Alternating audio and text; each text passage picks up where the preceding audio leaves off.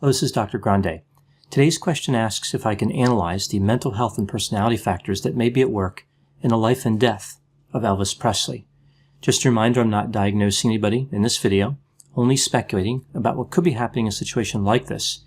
If you enjoy this video, please like it, subscribe to my channel, and consider supporting me on Patreon. I'll put the link to Patreon in the description for this video. So I'll start with the background of Elvis Presley, and then I'll move to the mental health and personality factors. Elvis Presley was born in Tupelo, Mississippi on January 8, 1935. His identical twin brother Jesse was stillborn. He was delivered about 35 minutes before Elvis. His father's name was Vernon, and his mother was named Gladys. Elvis's mother was described as being dominant. Elvis would develop a particularly close bond with her. They used pet names for each other and communicated using baby talk even into Elvis's adulthood. Vernon was described as not being particularly motivated. He had a series of odd jobs. After Vernon was found guilty of altering a check in 1938, he was sent to jail for 8 months, and the family lost their home. In school, Elvis was encouraged to enter a singing contest by one of his teachers. He would place 5th. Shortly after this, on his birthday, he was given a guitar and would take lessons from his pastor and 2 of his uncles over the next year.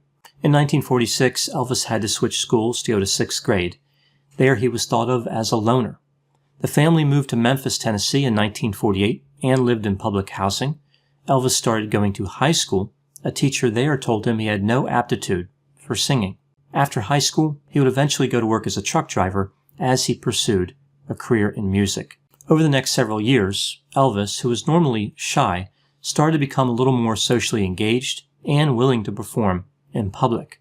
He grew sideburns and started dressing in flashy clothes. In August of 1953, Elvis went to Sun Records, ostensibly with the desire to pay them for some studio time so he could record a couple of songs. But it may have been an attempt to be noticed. The owner of the studio, Sam Phillips, invited Elvis to come back and practice with a few local musicians.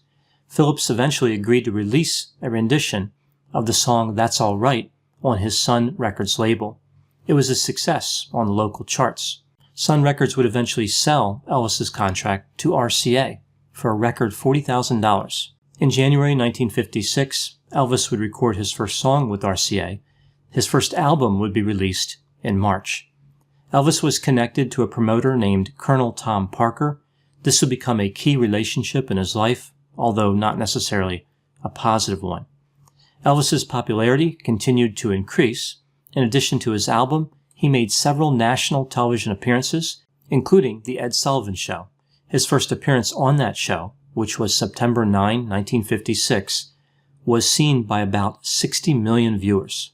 At concerts after this, the crowds were massive and would become somewhat unruly. People were mesmerized and enthralled by Elvis's unconventional performance style. Elvis released a second album and was in the film Love Me Tender. Elvis had accounted for over half of the singles sold by RCA in the first full year that he was there. He would purchase an 18-room mansion near Memphis, Tennessee. It is referred to as Graceland. Elvis's concerts continued to draw huge crowds, but not everybody was a fan. His unconventional style was criticized by a number of people who believed he was corrupting an entire generation of youth. Elvis was drafted into the U.S. Army in 1958. In August of that year, his mother was diagnosed with hepatitis. She would die on August 14. Elvis would never completely recover from this loss. He started using amphetamines not long after this. Elvis was sent to Germany by the Army. He was assigned to the 3rd Armored Division and would drive a Jeep. Many soldiers there reported that Elvis wanted to be viewed just like any other soldier. He was relatable, generous, and hardworking. Elvis donated his pay from the Army to charity and bought various items for people in his unit and people on the base.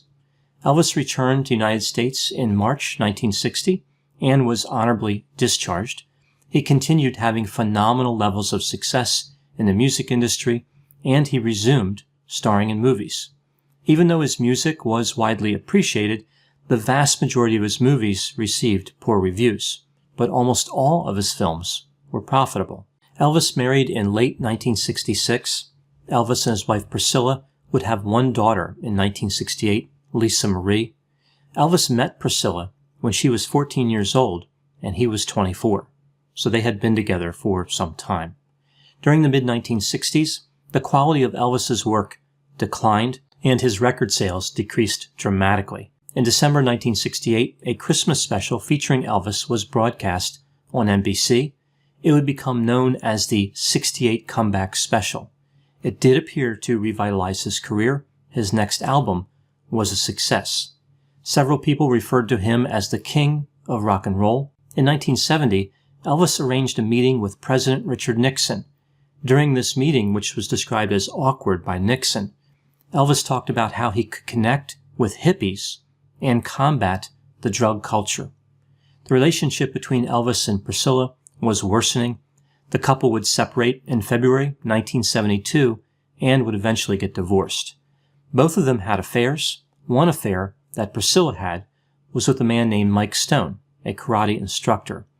Elvis performed in another TV special, Aloha from Hawaii, in January 1973.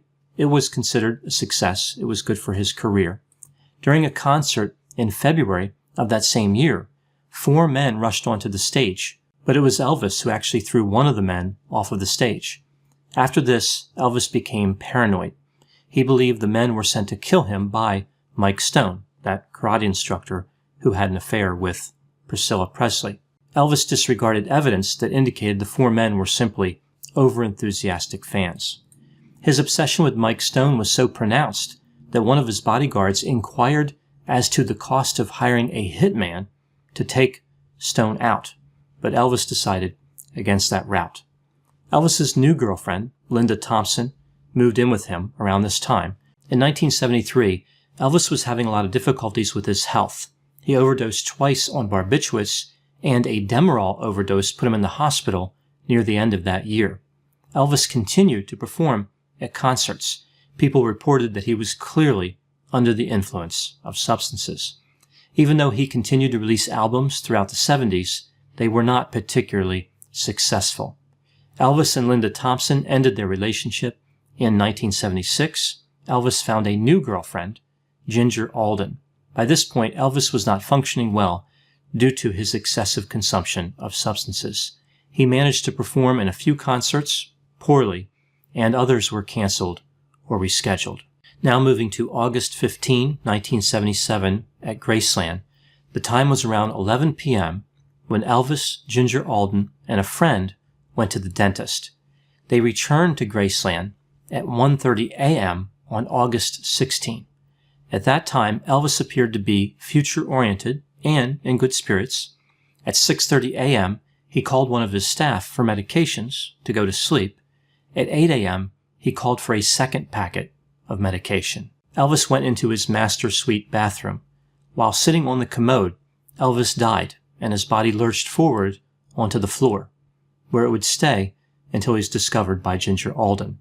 Elvis Presley would be pronounced dead at 3:30 p.m. on August 16, 1977. He was 42 years old.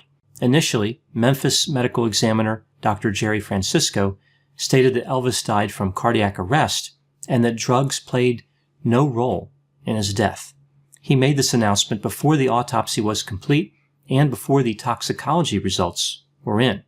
I guess he was a magician in addition to being a physician. Other physicians disagreed with Francisco, saying that the 14 different drugs in Elvis's system certainly contributed to his death. There was a significant quantity of 10 drugs. Just to name a few: Valium, Quaaludes, codeine, Dilaudid, Demerol, and Percodan.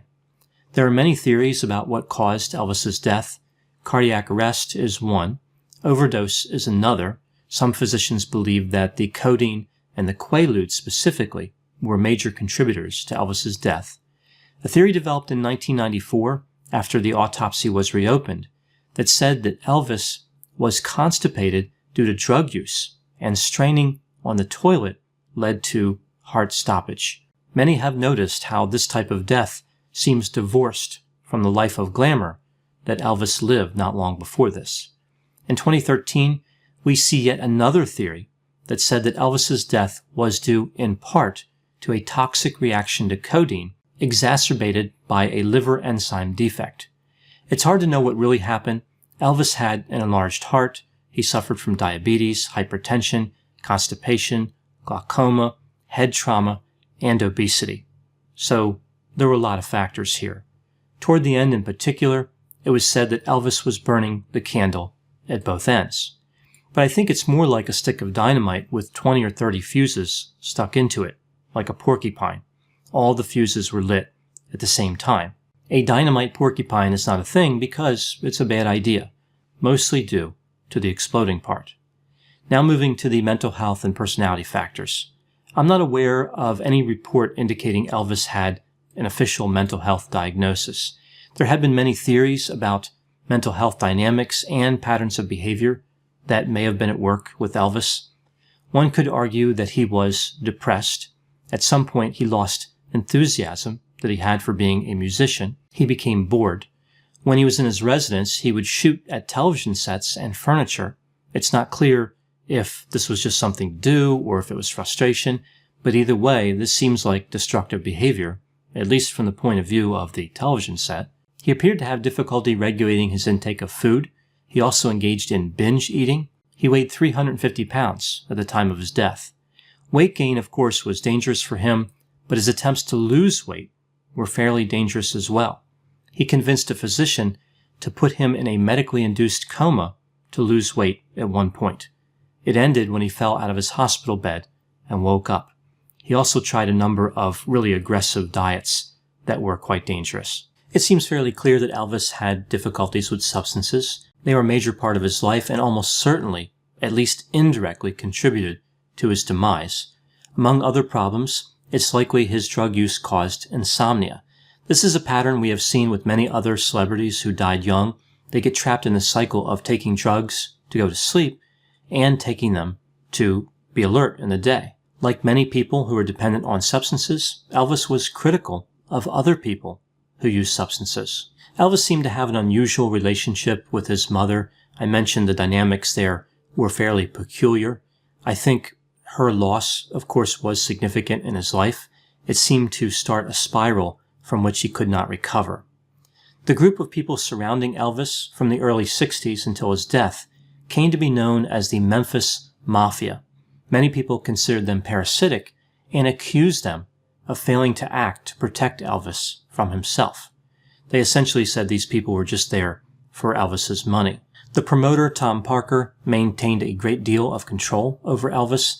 Many think of Tom Parker as a con artist.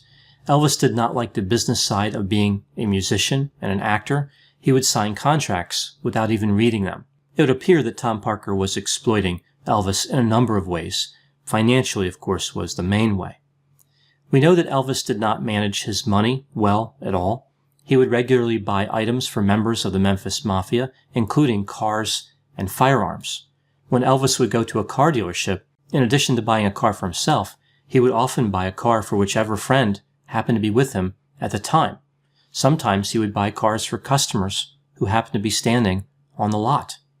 Among his many car purchases, he bought over 100 Cadillacs in his lifetime. Elvis was fascinated with firearms. He often carried a gun, sometimes even on stage. This was probably because he had received so many death threats. He had an unusually high interest in law enforcement. He collected badges and other credentials from law enforcement agencies. It's not clear why people kept giving them to him. He would put lights and sirens on his vehicles, pull people over, and give them tickets, playing it off like it was okay because it was his autograph. Of course, this was still illegal. Elvis had a number of extramarital affairs. He had a particular affinity for young girls. Most of his relationships were with females no older than 15, which even back in his time was illegal. Elvis had an unprecedented level of fame.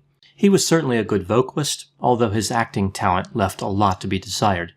Even though he was credited with co-writing several songs, he said he never wrote a song in his life. He never even had an idea for a song. With that fame came a number of people who were willing to do anything for Elvis. He led a life where he could indulge all of his desires, and people were right there, willing to make it happen for him. It was a life with no restrictions, just gratification.